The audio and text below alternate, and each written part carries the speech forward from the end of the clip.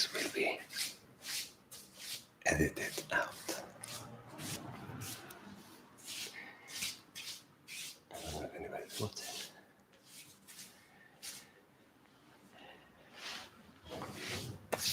Jenny's amazing. The other day I was gonna edit one of her videos.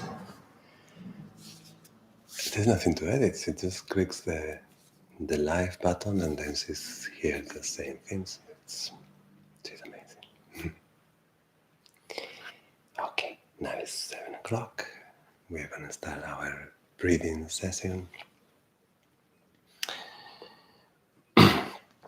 As you see, I have a few things around here. Besides the yoga mat, I have a blanket, a strap. I don't know if we're going to use it, but maybe have one round, or a towel, or a sheet, or something like that. And then I have, this is a sandbag. Actually not sand, this is buckwheat, I think. Yeah, it's a little heavy, and if we do, we'll use it to put it in different places in the body so we can feel a bit of resistance to the breath and gain awareness of that area of the body moving or not moving. And then I have a few blocks. Again, I don't know if we'll use them, but maybe.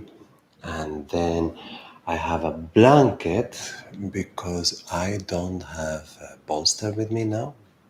I do have a couple, I think they're in Sweden. So I'm going to make a bolster with a few cushions behind me and the blanket. So I would say if you don't have all this, maybe just a bunch of cushions and a couple of blankets. If you're very flexible and we do some hip positions, maybe you don't need it. But for the first one, I was thinking started with a heart opening position. So find your things.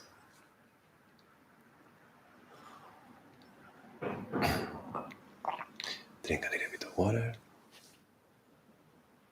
Put some nice music if you want.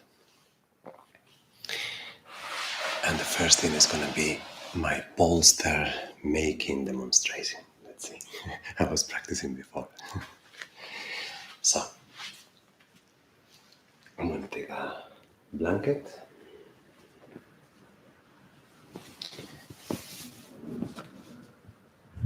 There.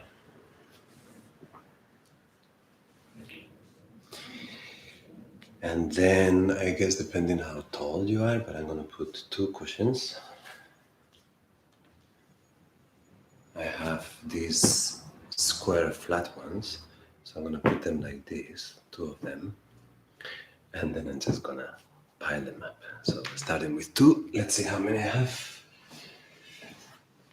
That's 4, 5, 6, 7. It's nice if it's a bit higher on one side because we're gonna lie down on top of it and here will go the head. So I think if you have one more cushion on one side, it's nice. Then we come with this over. Let's see my technique. And this over. Yeah, there you go. And then we're gonna put it under.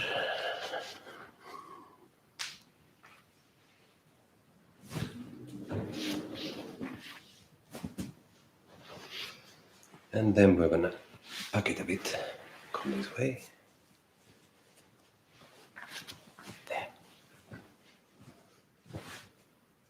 So, our homemade bolster. Let's move this here. And then we are going to start.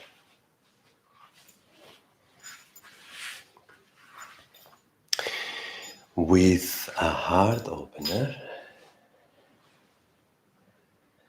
arms to the sides. Yeah.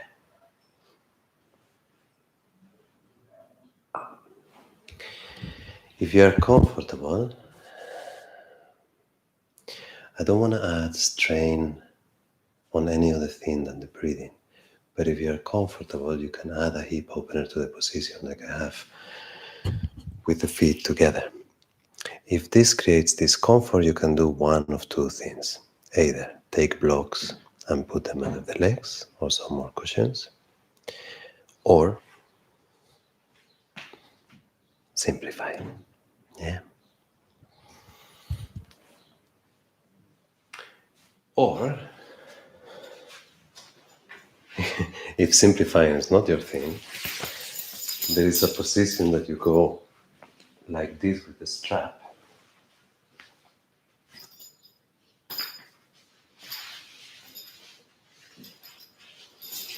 Yeah, something like this. You tighten it, then you pass it through, and somehow this holds a little the falling of your hips. I don't like straps too much for yoga, I guess. So,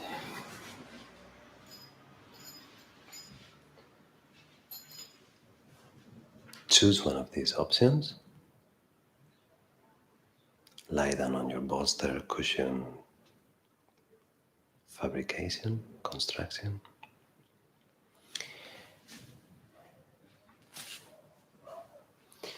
And the last element is going to be our weight bag. It doesn't need to be very heavy, but enough for you to feel a little bit of resistance. And we're going to put it on top of the belly.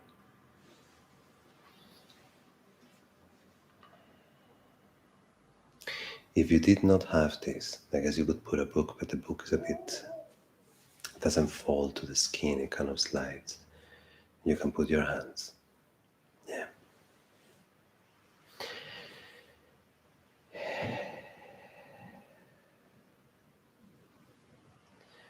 Let's start putting it a little higher, so the top of the cushion is still touching your ribs. On the top of the abdomen. Come a little closer.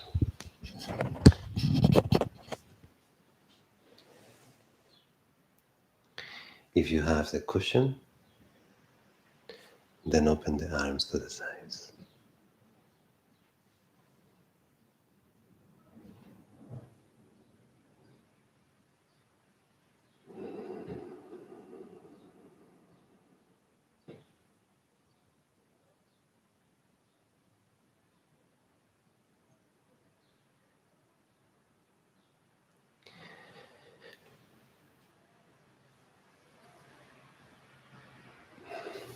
Don't change the breath.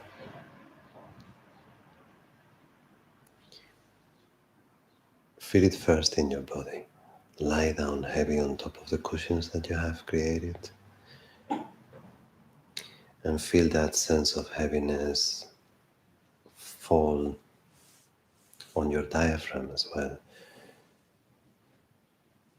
So you want to feel the weight of the cushion or the weight of your hands. And the same way that you are relaxing your shoulders, you are relaxing your head, you're relaxing, your legs. It's almost like you're relaxing the bag inside of you.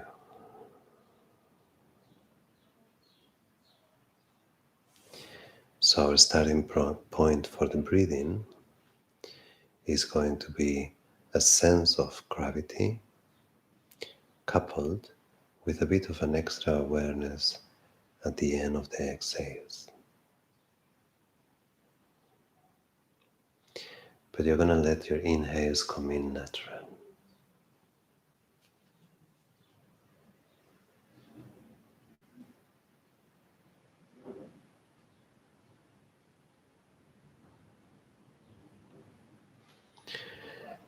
With natural inhales, you're going to feel very clear the resistance of the cushion. So you're going to have, depending on the habit of the breathing and the pattern that is taking at the moment, because this is changing throughout the day, you're going to feel that your breathing pattern lifts the weight comfortably to a certain point, usually quite short, You will feel a natural inhale that expands the diaphragm, lifts the cushion for a second, maybe two, and then there is resistance. And unless we consciously push through the resistance, we recede into an exhale. So, we're going to pay attention to the end of that exhale and the heaviness of the weight on top of us, letting it fall.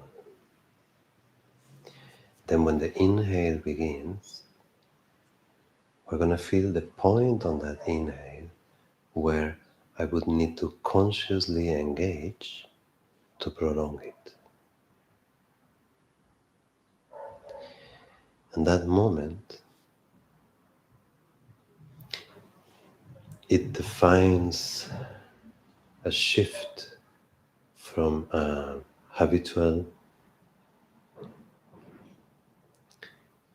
let's call it unconscious, type of breathing, not unconscious in the sense that you're not aware of it, but in the sense that there is no voluntary participation. And that moment when the inhale reaches there, it gives you the choice towards the second part of the inhale, do I want to participate?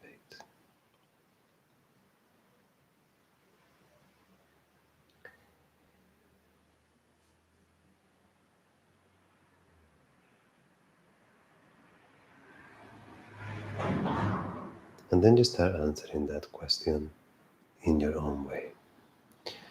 The exhalations are falling heavy, the inhalations are somewhat natural, but you are starting to elaborate an inhaling strategy. And for us, when we want the nervous system to relax, when we want the body to open up, the immune system to work,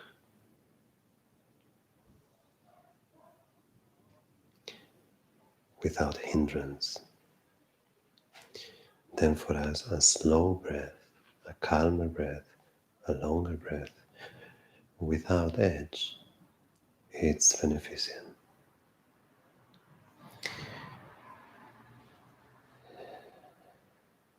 So without pressure, without stress, without demand for a particular outcome, we go in that direction.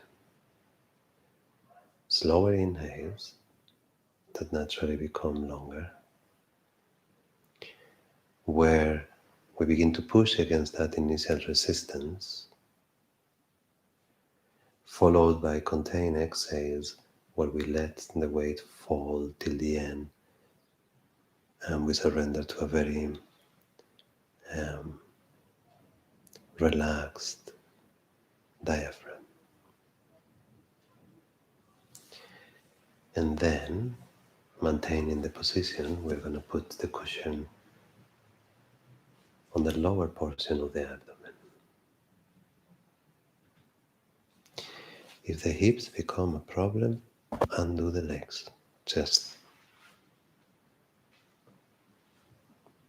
straighten them up.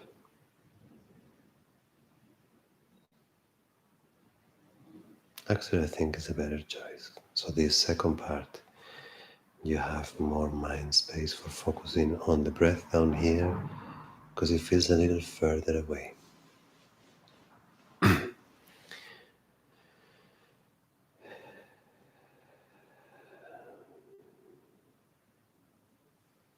So now I'm going to start pushing an inhale and you're going to see my hands move.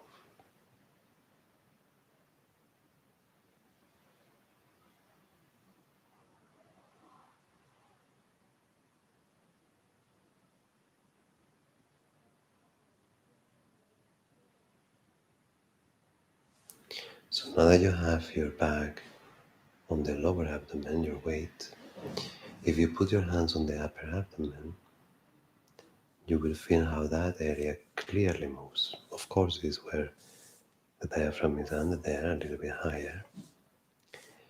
But also by working these first few minutes with resistance, this upper area of the abdomen and lower area of the chest has begun to get accustomed of a wider range of movement. So it's a little softer. Now we're gonna do the same with the lower portion of the abdomen. So you're gonna have an inhale that feels unhindered, then it feels like it pushes through the resistance that you encounter in the upper abdomen with the organs lined up under the diaphragm. And then the last third of your inhalation, you will have to overcome the resistance both of your intestines that are wrapped up in the middle and also the added one of the cushion on top of you.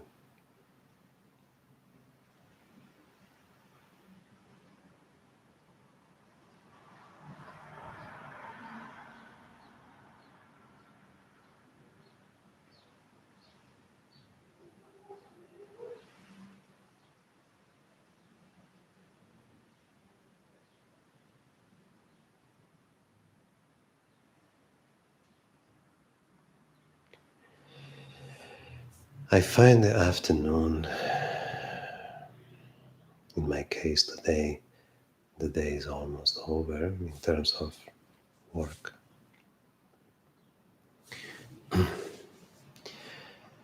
All the tension, the encounters, the vicissitudes of life have been in the first part of the day. So it feels a little easier to move bigger breaths without using ujjayi breathing. If it is difficult, then ujjayi, maybe I do a different chapter, YouTube chapter about it. But ujjayi can be an easy technique for passing breath with more control, with longer both inhales and exhales.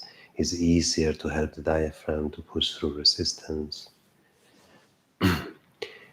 Don't let the sound in the throat become too big, too here I amish. Yeah? So kind of subtle. Because simultaneously to all these, relax your neck, relax your shoulders, get into the position. And keep awareness on the area of the diaphragm. Keep the cushion on the lower part of the abdomen. And we're going to have a third section on the breath.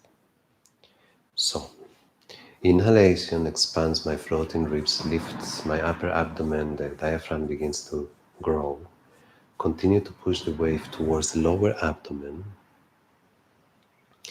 But then I want the last part of the inhale that also expands my chest, almost pushing up against my sternum and feeling that the area around the collarbones at the end of the inhalation expands.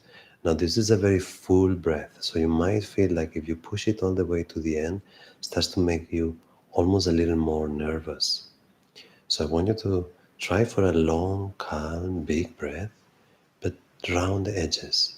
Don't go for incredibly long breaths that are the limit of what you can do, a little less, some less than that, not just a little less. So if you want to pick with an eye, I'm going to try to go for one of those.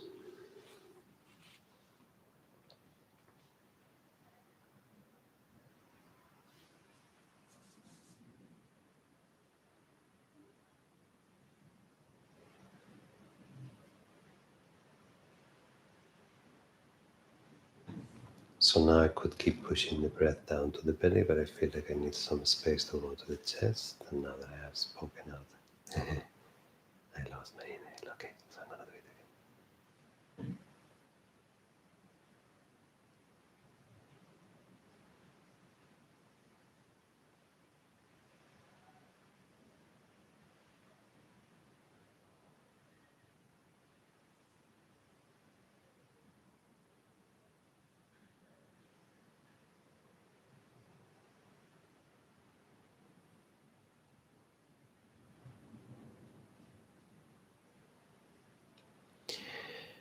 And it's so beautiful to breathe. You want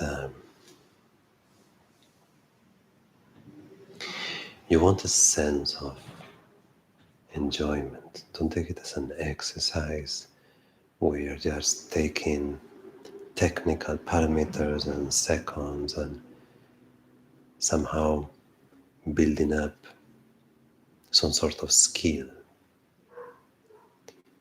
You want to enjoy your breath. You want to feel that the act is a pleasure on its own.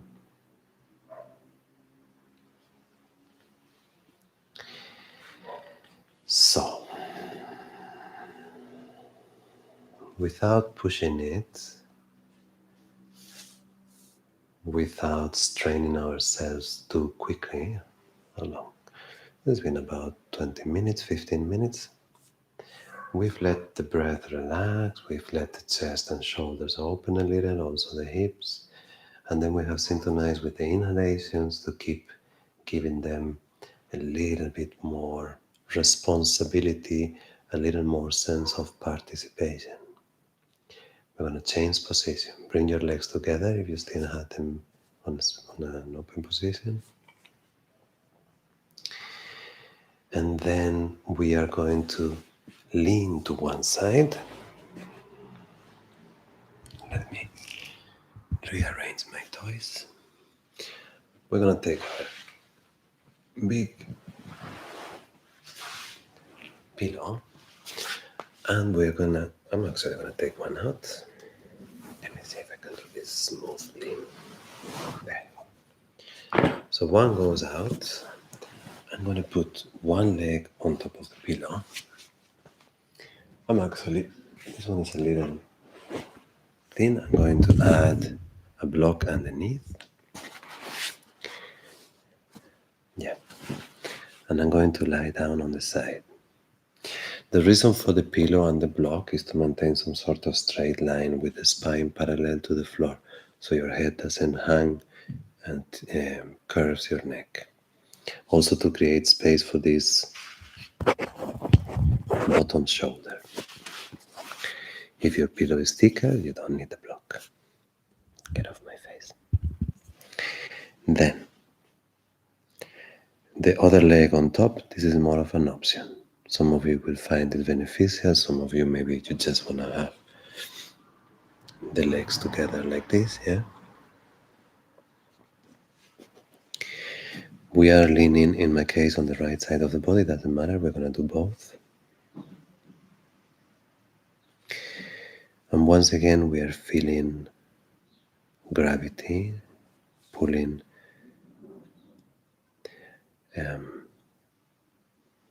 the left side of the body on top of the right one, in my case, the right side of the body being squeezed. But in terms of the breath, this position is very useful because it softens your whole, the position softens the psoas and it softens the whole core. How do I explain it?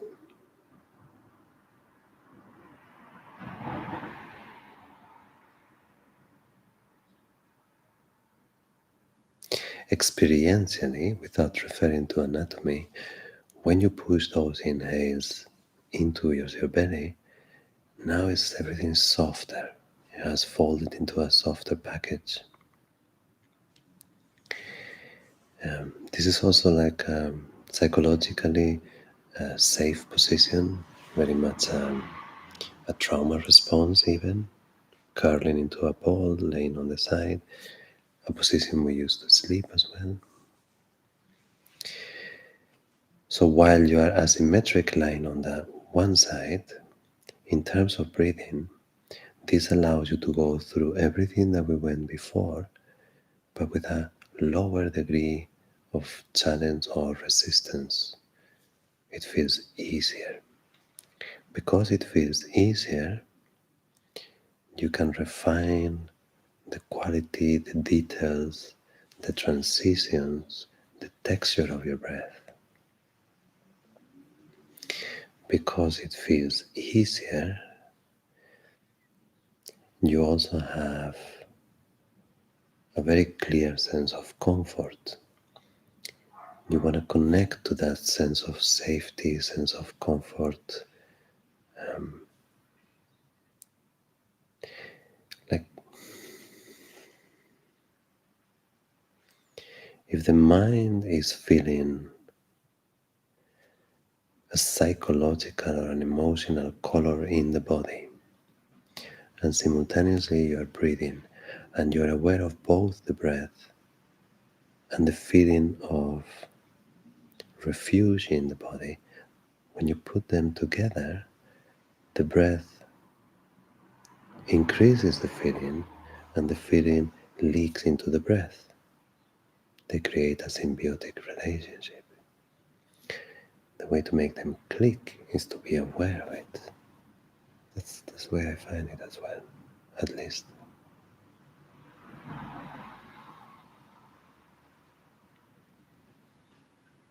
If I'm only aware of the breathing as if it was disconnected from me, it can create a high degree of focus, but it's always directed to an object in a way.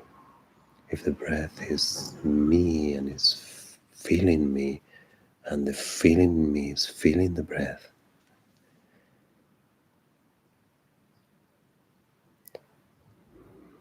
it's the feeling of an event, something that is actually happening that is important. Sorry if the explanation is confusing, hard to explain.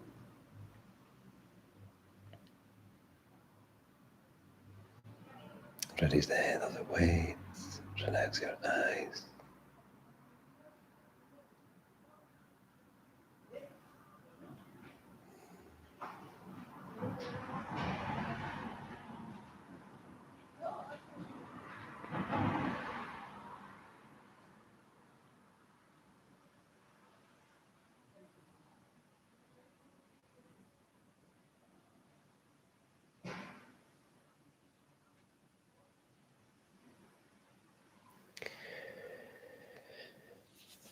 The spaces between breaths can actually become quite long without force here, without making them too artificial, so it never feels like you're holding your breath. That moment of pause at the end of the exhale can feel very peaceful here because there is absolutely no challenge coming from the posture itself.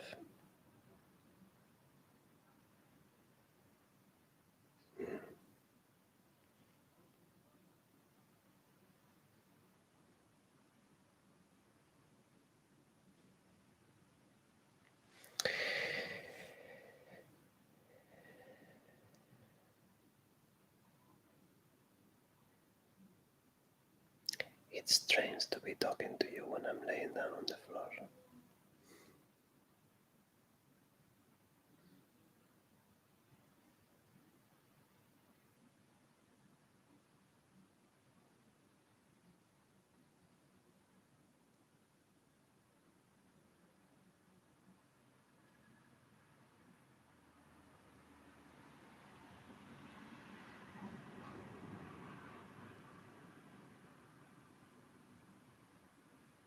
Relax your face.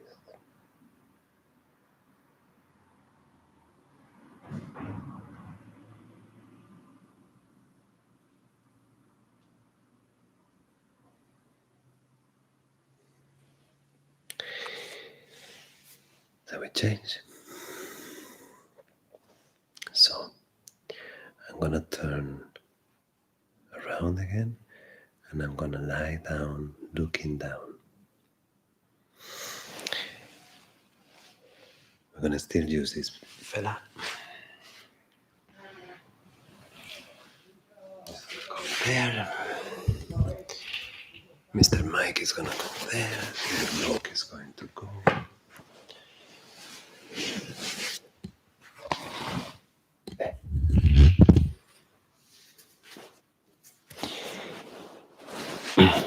For talking about speaking from the floor.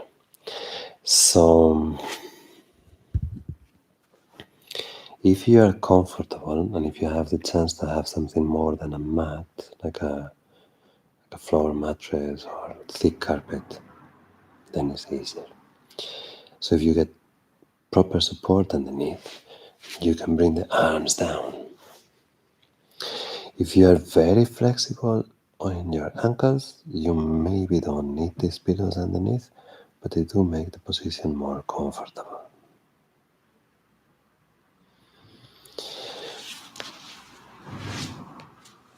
And then we're going to focus. I sit up a little. Got too weird to speak laying down. So then you're going to focus on that part, uh, skeletonless, from the floating ribs to the hip bone. Now the floor is giving you a resistance outside that you're not used to, because normally, yeah, this is the everything else is skeleton, yeah. This is the only soft area in the front, very vulnerable too. So now the floor gives you a resistance, gives you a protection from the front. Your belly cannot penetrate in the ground, so it's going to expand laterally to the sides and it's going to expand towards your back. This resistance, this increased resistance, comes now at a time that we have been working with the breath now for 20-25 minutes. So there is a life in your diaphragm that can now push a little stronger.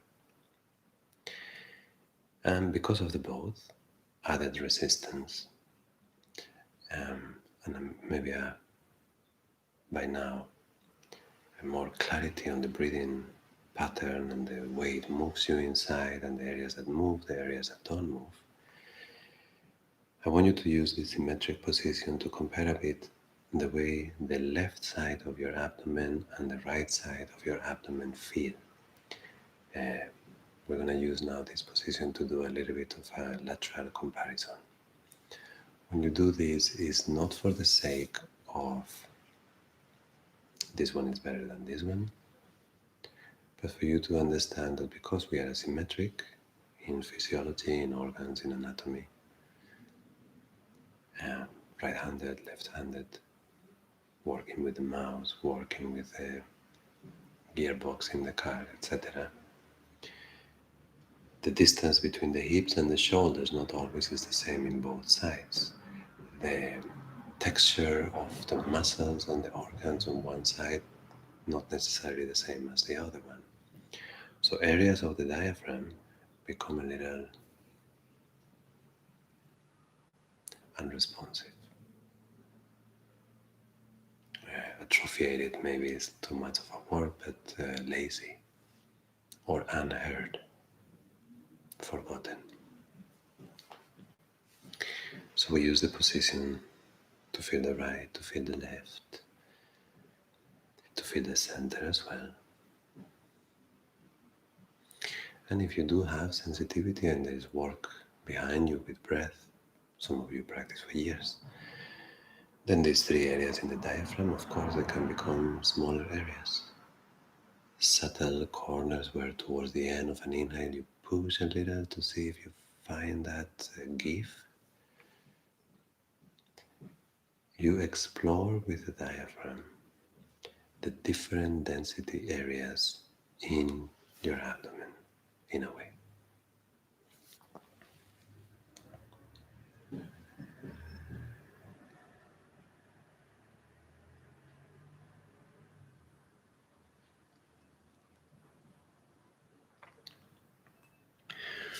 As you see, I'm letting you choose the rhythm of your breath. Some breaths will be longer, some breaths will be shorter. You will have sections of regular breathing where several breaths in a row have the same duration, the same length. Then you will have moments that you need to take a break. If you're very much a beginner and attention concentration is complicated, then maybe go for stable patterns of breathing, more regularity.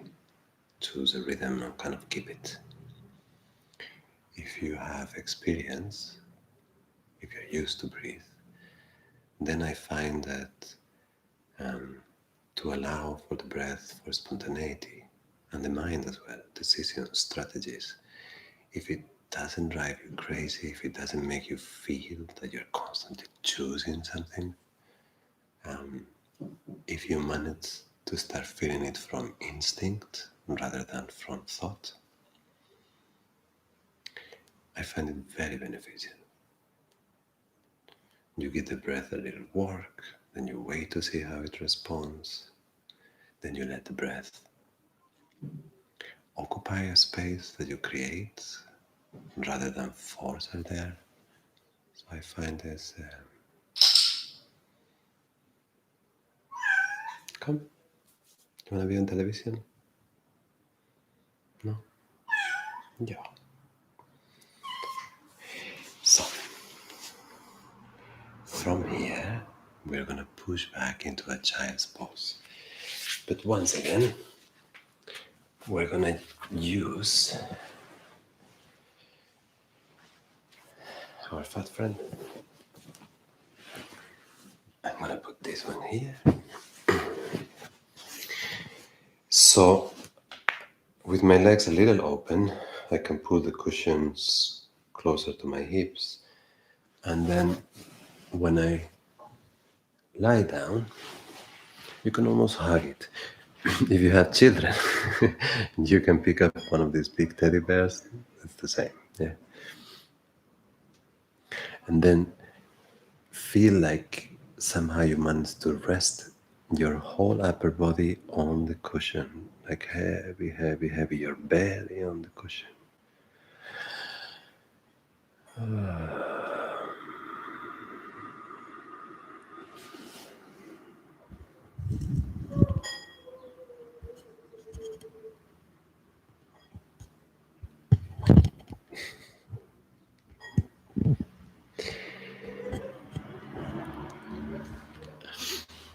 I have a relationship with this mic. There. Okay. So let the face be eaten by the pillow.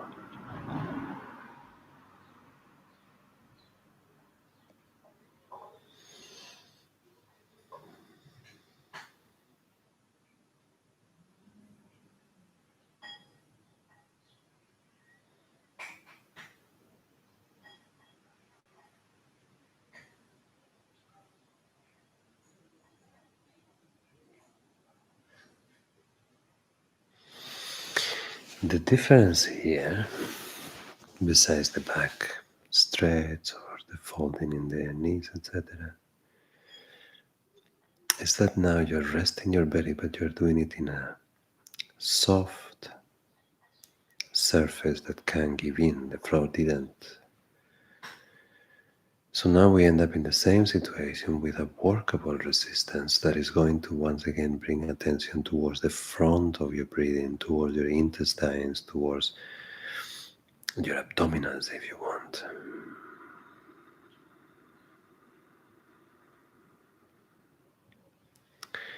You want to rest your chest and your shoulders and your neck.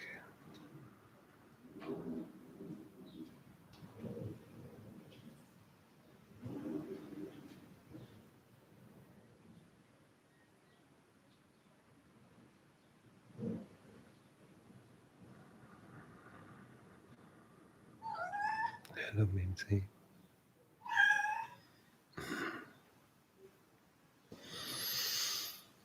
You want to teach him how you breathe? Where are you? This is Mimzy.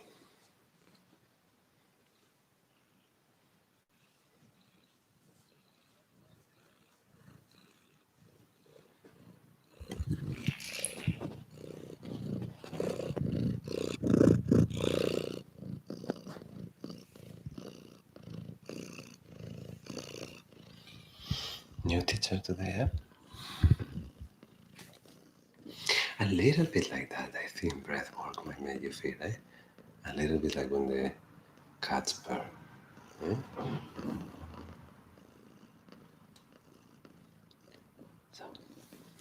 I can't do it anymore, that you keep breathing towards that pillow.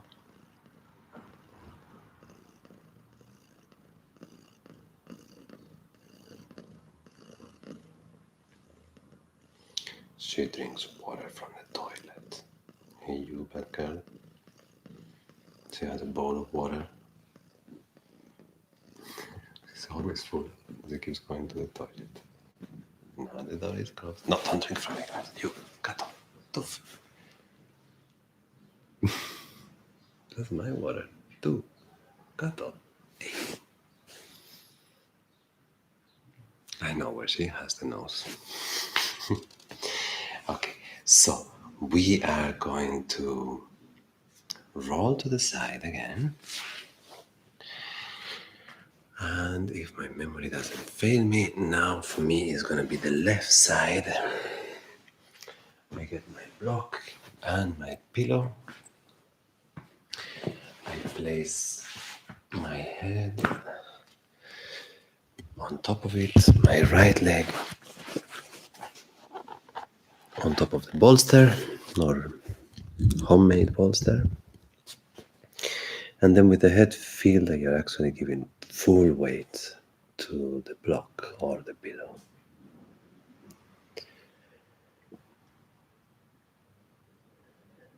For many of us, I see it in classes, not just me, somehow a mouth exhale is kind of like an internal symbol of like, okay, I'm here now. So if that can be part of your strategy. I read once a Zen book. There were instructions for meditation. And I remember there was a passage from a monk. And he said he would set his meditation on the first exhale. And I always thought that's a great accomplishment. Sometimes it takes me half hour just to know where I even am. With practice, not in one exhale, but yeah, with that first exhale, you take the first step into the direction you want to go. From there on, the release of the weight of the head, the softening of the face, and then the synchronizing once again with the movement of the diaphragm and the movement that is created in your abdomen, and the surrendering of the left side of your body, of your left hip, of your left jaw, with the whole right side of the body collapsing on top.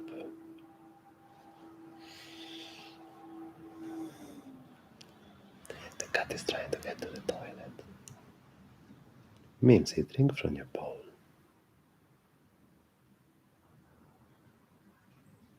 Vaya.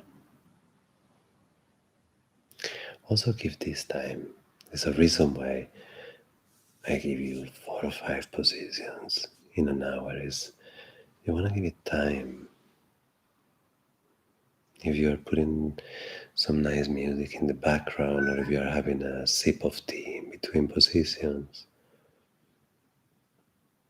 that's the feeling you want to have. The space that your breath will mimic that feeling of giving yourself to your practice like there is nothing else. Then your breath will feel like you're giving yourself to the breath like there is nothing else. So the breath will breathe you like there's nothing else to do, like a full experience.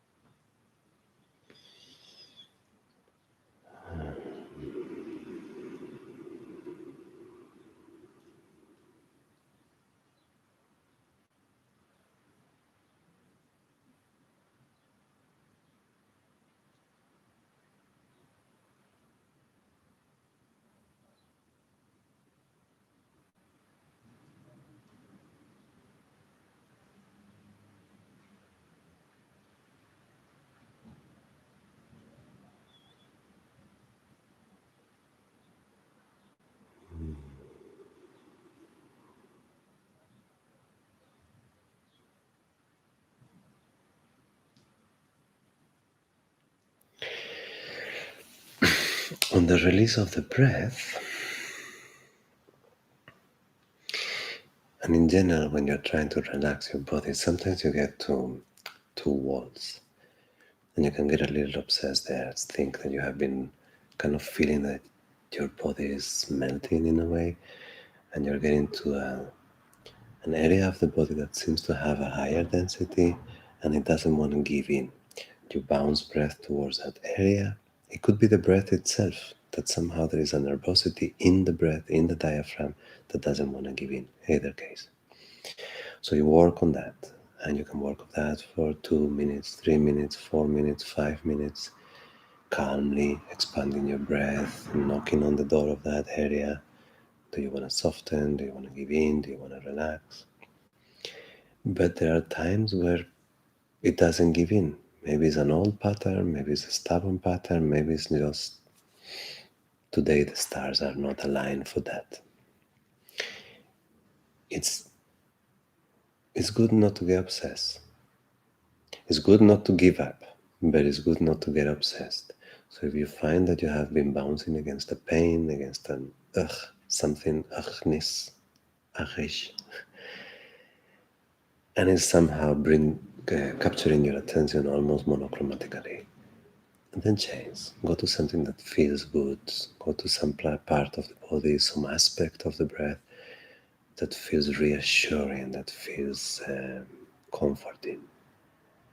And then maybe later on, 10, 15 minutes, you go back to that conflictive area. Maybe by then something has changed.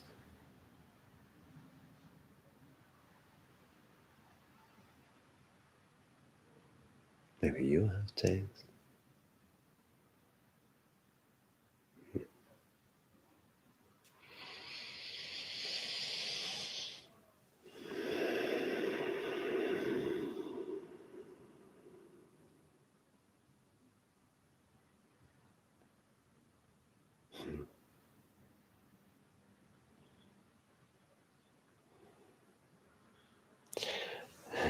I had the workers next door there fixing a roof in the middle of the summer heat. I wonder how they'd feel like if I told them that my work consists on laying on the floor and being all wrapped up in blankets and cushions. Such different realities. That's so nice, by the way. We are going to roll to the back. We're gonna go to Savasana.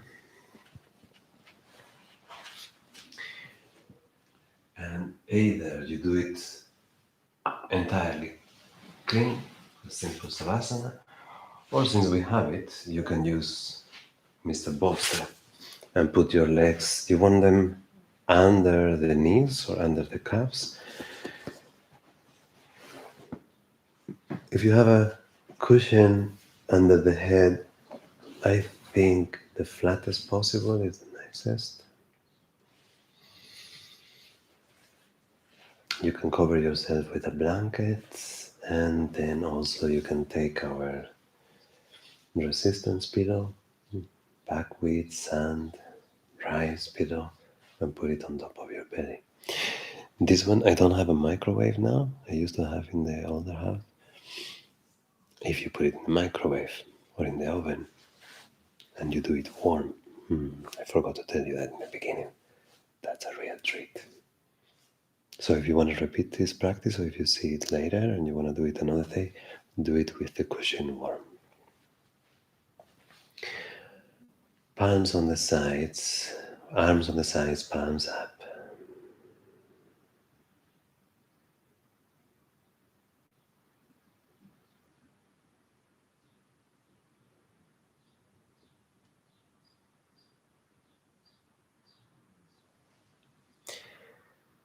I appreciate the pillow, but I like the flat floor.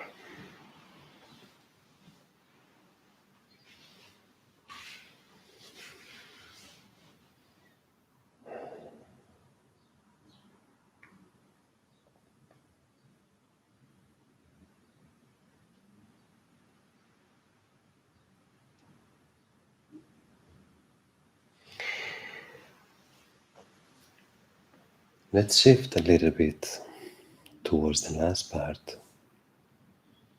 the intention of the exercise.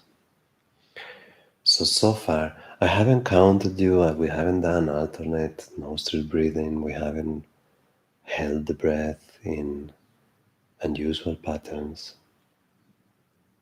I consider what we have done quite detailed work on the breath, but there hasn't been any external parameter to the exercise, just things that we were paying attention to, manipulating, directed your inner gaze to different aspects of the breath and areas in the body. Now, towards the end, what we're going to do is we're going to let the breath rest and choose its own pattern. So, we're going to let the breath rest on habit if you want. But it's the habit of how many years? How old are you? Yeah, life with two different ingredients. First, the work that we have done on the last 40, 50 minutes. Yeah, that has shifted us in a way, shifted the breath. And two, we are now going to place undivided attention. I'm going to squeeze your focus for the next 5 minutes. Undivided attention to the movement of the diaphragm. So I'm looking for a natural breath, but I'm going to look at it, even though it carries my signature from all my life, from the vantage point of these last 50 minutes of work. And then the way I'm going to look at it is going to be really paying attention without separating myself from it. As in, I pay attention to this breath, and to this breath, and to this breath, and I keep renewing my vows of awareness to breathing.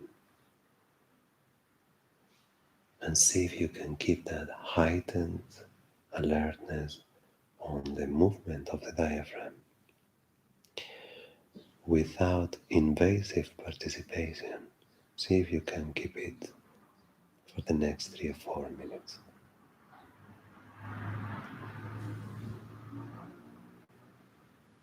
How the breath comes in, how the breath goes out.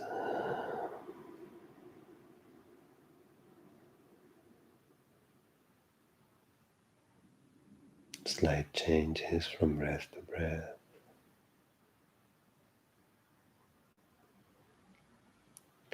If a thought or a memory or an image or a feeling comes in, how it pushes the breath.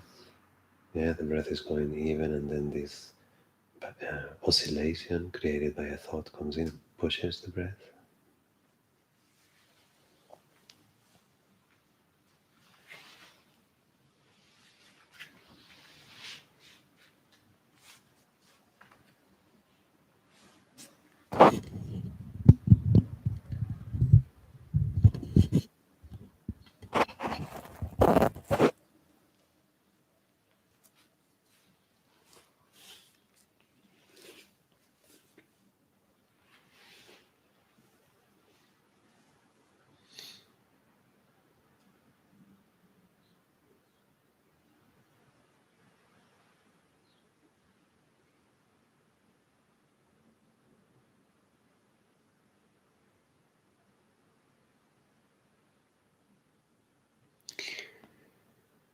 And don't try to mask now at this point the insecurity of the breath.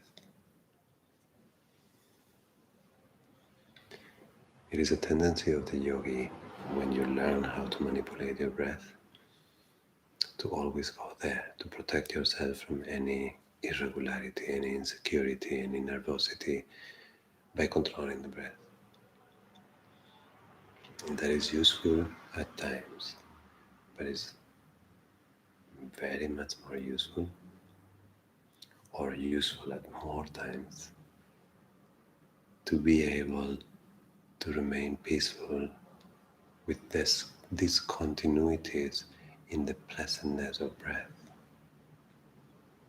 Because if there is a discontinuity on the pleasantness, if for a moment, for a minute, for an hour, your breath drops into an unpleasant, short, stressful pattern, but somehow you're used to it, you don't make a big deal, and with awareness and a little bit subtle modification of the breath, at a certain point, you bring yourself to a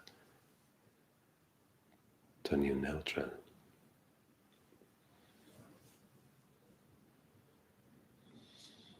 By responding only with strong hold on the breath, strong control on the breath to moments of insecurity, you are negating the insecurity.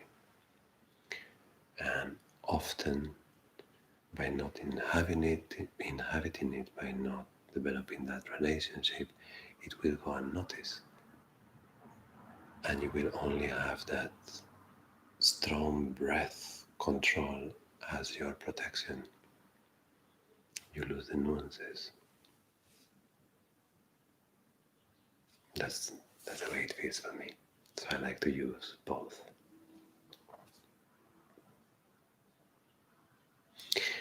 And now, for the end, tasklessness. Yeah, let's enjoy a bit. Stop. That narrow focus on the breath. Let attention move through the body. Let attention just go in and out of the body. Sounds in the room, smells, maybe you're getting a bit hungry for dinner. But for the last bit, stop telling yourself what to do and let that work of the last hour choose its direction freely, where it wants to go.